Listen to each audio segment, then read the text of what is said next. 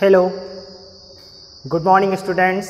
आज हम क्लास 10 में आपका जो बायोलॉजी है उसमें मस्तिष्क पढ़ा रहे थे। इसके पहले तो मस्तिष्क के हम लोगों ने तीनों भाग पढ़ लिए थे, यानी कि अग्र मस्तिष्क या प्रमस्तिष्क, उसके बाद दूसरा भाग मध्य मस्तिष्क और तीसरा भाग पश्च मस्तिष्क या अनुमस्तिष्क। तीनों के बारे में पढ़ लिया था, परंतु तीनों के कार्य भी बहुत ही महत्वपूर्ण हैं, वो हमारे एग्जाम में पूछे जाते हैं। तो आइए आज के वीडियो में हम मस्तिष्क के विभिन्न भागों के कार्य जानते हैं। देखिए, प्रमस्तिष्क या आपका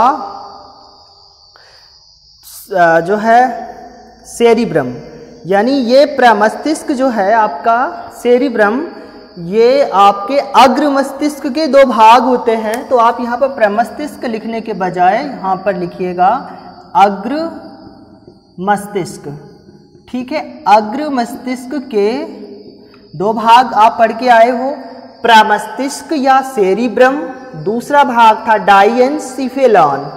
तो प्रमस्तिष्क या सेरिब्रम का क्या कार्य होता है? तो सेरिब्रम और प्रमस्तिष्क का कार्य देखिए है, ये बुद्धिमत्ता, चेतना शक्ति व स्मरण शक्ति का केंद्र है।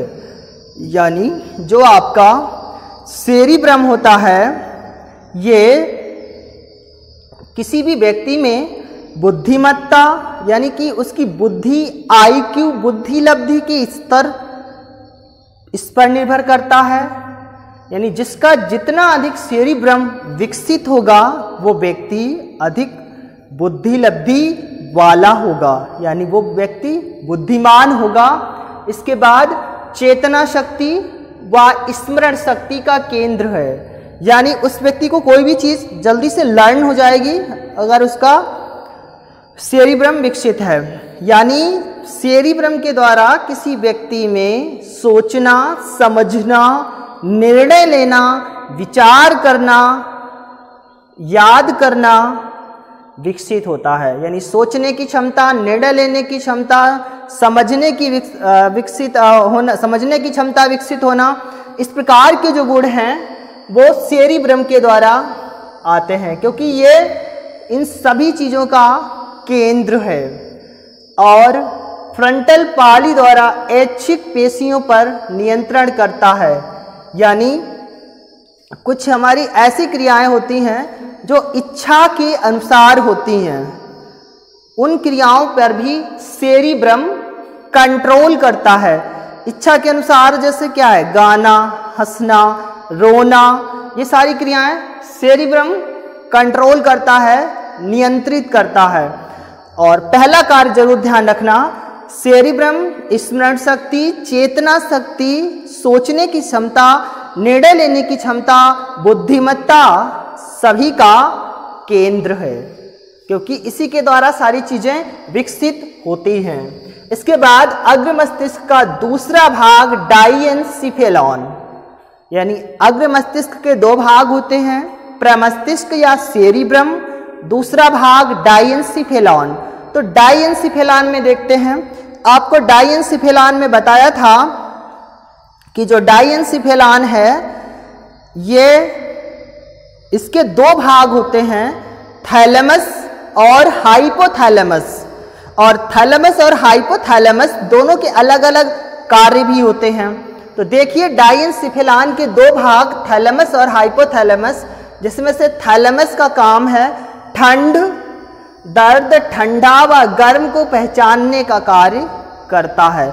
यानी अग्र मस्तिष्क का दूसरा भाग डाइएनसीफेलॉन, डाइएनसीफेलॉन का पहला भाग थैलेमस दर्द, ठंडा व गर्म को पहचानने का कार्य करता है। और हाइपोथैलेमस, ये दोनों बहुत इंपॉर्टेंट हैं, ध्यान रखना। थैलेमस, हाइपोथैलेमस का बहुत बार पूछा भी जाता है कि इनका क्या काम होता है मस्तिष्क में।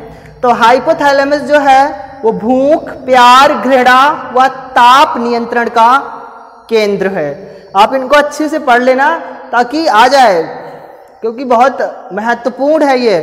हाइपोथैलेमस और थैलेमस दोनों के वर्ग पूछे जाते हैं। तो हाइपोथैलेमस भूख, प्यार, घृणा व ताप का नियंत्रण है। इसके बाद मध्य मस्तिष्क। मध्य मस्तिष्क, क्योंकि मस्तिष्क 3 भागों में बटा हुआ था, अग्र मस्तिष्क, मध्य मस्तिष्क और अनुमस्तिष्क, या अनुमस्तिष्क को जो है आपका पश्च मस्तिष्क भी कहा जाता है, यानी हिंड ब्रेन और सेरेबेलम। ठीक है, सेरेबेलम भी इसको बोला जाता है, अनुमस्तिष्क को। अब आते हैं मध्य मस्तिष्क पर। तो मध्य मस्तिष्क का क्या वर्क होता है? यह दृष्टि, श्रवण एवं प्रतिवर्ती क्रियाओं का नियंत्रण करता है। यानी जो हम देख करके, यानी दृष्टि ज्ञान कराता है, श्रवण का भी ज्ञान मध्य मस्तिष्क, यानी जो हम सुन करके समझते हैं, देख करके जो समझते हैं, वो मध्य मस्तिष्क के द्वारा होता है। यानी मध्य मस्तिष्क हमको देखकर समझने में मदद करता है और सुनकर के समझने में मदद करता है, क्योंकि हम बहुत सारी चीज़ें देखकर समझते हैं और कुछ चीज़ें सुनकर ही समझ जाते हैं। कुछ चीज़ें हम सुनकर ही समझ जाते हैं, तो दोनों को समझने का कार्य मध्य मस्तिष्क करता है एवं प्रतिवर्ती क्रियाओं का नियंत्रण करता है। प्रतिवर्ती क्रियाएं क्या होती हैं? जब आपके शरीर पर कोई बाह्य उद्दीपक लगता है तो आप उस उद्दीपक के प्रति कुछ ना कुछ अनुक्रिया करते हो। वही अनुक्रिया, यानी बदले में अनुक्रिया करना प्रतिवर्ती क्रिया कहलाता है। जैसे उदाहरण बता भी चुके हैं पहले कि पैर में कांटा लगते ही क्या होता है? पैर झटके से ऊपर उठ जाता है। तो क्या हुआ? बाह्य उद्दीपक यानी स्टिमुलस, कांटा का लगना और आपके द्वारा पैर का ऊपर झटके से उठना प्रतिक्रिया है। तो इस प्रकार की जो क्रियाएं हैं, प्रतिक्रियाएं, उन पर भी मध्य मस्तिष्क नियंत्रण करता है, यानी प्रतिवर्ती क्रियाओं पर भी नियंत्रण करता है। प्रतिवर्ती क्रियाएं बहुत सारी हैं, जैसे आंखों की पुतली पर रोशनी पड़ना या टॉर्च की रोशनी पड़ते ही आंखों की पुतली का बंद हो जाना, गर्म बर्तन में हाथ छूते ही गर्म बर्तन हट जाना, यानी बर्तन से हाथ का हट जाना, भोजन को देख करके लार आना मुंह में, स्वादिष्ट व्यंजन को देख करके मुंह में लार आना। तो इस प्रकार की जो क्रियाएं हैं, प्रतिवर्ती क्रियाएं हैं, इन क्रियाओं को मध्य मस्तिष्क कंट्रोल करता है।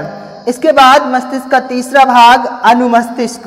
अनुमस्तिष्क या पश्च मस्तिष्क भी इसे कहते हैं। इसका देखिए क्या कार्य है। ये कंकाल पेशियों के संकुचन एवं शिथिलन का नियमन करता है।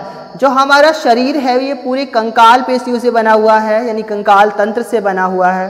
तो इनको संकुचन एवं शिथिलन यानी सिकोड़ना और शिथिल करना यानी फैलाना, सिकोड़ना, इसका नियमन करता है कौन? हमारा अनुमस्तिष्क।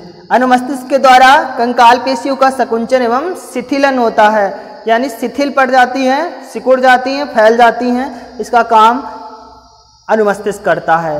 शरीर का संतुलन बनाए रखता है, ये बहुत इंपॉर्टेंट है। शरीर का संतुलन, शरीर का बैलेंस बनाना अनुमस्तिष्क का कार्य है। इसके बाद चलना, कूदना, दौड़ना आदि गति, सभी यानी आदि गति के सभी कार्य नियंत्रित करता है। यानी आपके कंकाल से संबंधित हैं, आपकी जो कंकाल पेशियां हैं वो गति जब करती हैं तो किस प्रकार गति करती हैं, और उन सब का नियंत्रण जो है ये भी अनुमस्तिष्क के द्वारा होता है। क्योंकि चलना, उठना, बैठना, दौड़ना, कूदना ये सब गति के काम है, मूवमेंट के काम है। क्योंकि इस प्रकार के आप क्रियाविधि करोगे तो आपकी कंकाल पेशियां जो है गति करेंगी। तो इन सब को नियंत्रित करता है आपका अनुमस्तिष्क। अब हम बात करते हैं अनुमस्तिष्क का एक भाग था, यानी मस्तिष्क के जो पूंछ का हिस्सा है, पुच्छ का जो हिस्सा है, उसे हम मेडुला ऑब्लोगेटा कहते हैं। तो मेडुला ऑब्लोगेटा क्या है? यह है अनुमस्तिष्क के सामने, यानी जो मेडुला ऑब्लोगेटा है यह अनुमस्तिष्क का ही भाग है। सबसे पुच्छ का भाग होता है, यानी नीचे का भाग होता है।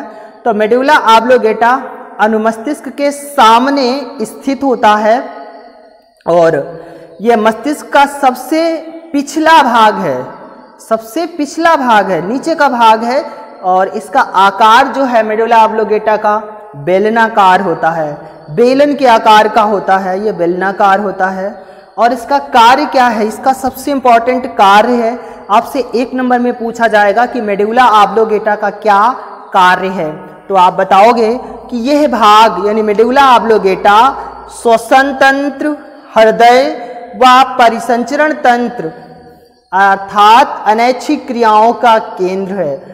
देखिए अनैच्छिक क्रियाएं क्या हैं? श्वसन करना, हृदय का पंप करना, धड़कना, रुधिर का परिसंचरण, ये सभी क्रियाएं हमारे शरीर में हमारे द्वारा नियंत्रित नहीं होती हैं, हमारी इच्छाओं के अनुसार नहीं होती हैं, क्योंकि ये क्रियाएं अगर शरीर में होना बंद हो जाएगा तो शरीर में क्या होगा कि हमारी मृत्यु हो सकती है। ये क्रियाएं स्वतः ही होती रहती हैं, यानी किसी की इच्छा पर निर्भर नहीं होती हैं, क्योंकि श्वसन करना, जिस दिन श्वसन करना बंद कर दोगे, सांस लेना बंद करोगे, हृदय यानी मृत्यु हो जाएगी। उसी प्रकार से हृदय का पंप करना, हृदय का धड़कना रुक जाएगा, हृदय गति हो जाएगी, यानी हार्ट अटैक हो जाएगा। रुधिर परिसंचरण नहीं होगा, तब भी आपको समस्याएं होंगी, यानी आपके शरीर में ऑक्सीजन की पूर्ति नहीं हो पाएगी, क्योंकि रुधिर परिसंचरण के द्वारा ही हमारे शरीर में ऑक्सीजन की पूर्ति होती है। तो आपकी कोई भी जो है वेन्स, आर्टरी ब्लॉकेज हो जाएगी, यानी धमनी और शिराएं बंद हो जाएंगी, जिससे भी आपको समस्याएं होंगी। तो ये जो क्रियाएं हैं, श्वसन तंत्र यानी श्वसन, हृदय व परिसंचरण, ये सभी अनैच्छिक क्रियाएं हैं, यानी इच्छा के अनुसार नहीं होती हैं। तो इन सब का केंद्र कौन है? मेडुला ऑब्लोगेटा। आपसे परीक्षा में पूछा जाता है कि रक्त दाब यानी ब्लड प्रेशर और लार आना तथा वमन किस भाग से नियंत्रित होते हैं? तो जो रक्त दाब है वो आपका मेडुला ऑब्लोगेटा से नियंत्रित होता है, और लार आना कहाँ से होता है? ये आपका मध्य मस्तिष्क के द्वारा नियंत्रित होता है। प्रतिवर्ती क्रियाओं का नियंत्रण, यानी जो लार आ रही है ये प्रतिवर्ती क्रिया के द्वारा होता है। तो सबसे ज़्यादा इंपॉर्टेंट है रक्त दाब पूछा जाता है तो मेडुला ऑब्लोगेटा, क्योंकि ये रक्त दाब, ब्लड प्रेशर भी हमारे बस की बात नहीं है, यानी हमारी इच्छा के अनुसार नहीं होता है, ये जो है अनैच्छिक क्रियाओं में आता है। तो श्वसन तंत्र, हृदय, परिसंचरण तंत्र, अनैच्छिक क्रियाएं, सबका केंद्र मेडुला ऑब्लोगेटा है। तो इसी के साथ आज का हमारा वीडियो मस्तिष्क के विभिन्न भागों के कार्य समाप्त होता है। आप इसको बहुत अच्छे से लिख करके अपनी फेयर कॉपी पे लर्न करना, समझना,